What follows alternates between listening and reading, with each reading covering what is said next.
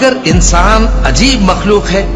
कि जब उसका परवरदिगार उसको आजमाता है कि उसे इज्जत देता और नेमत बख्शता है तो कहता है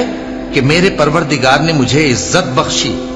और जब दूसरी तरह आजमाता है कि उस पर रोजी तंग कर देता है तो कहता है कि मेरे परवरदिगार ने मुझे जलील किया। यूं नहीं, बल्कि तुम लोग यतीम की खातिर नहीं करते और न मिस्कीन को खाना खिलाने की तरगीब देते हो, और मीरास के माल को समेट कर खा जाते हो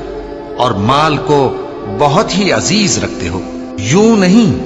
जब जमीन कूट कूट कर बराबर कर दी जाएगी और तुम्हारा परवरदिगार जलवा फरमा होगा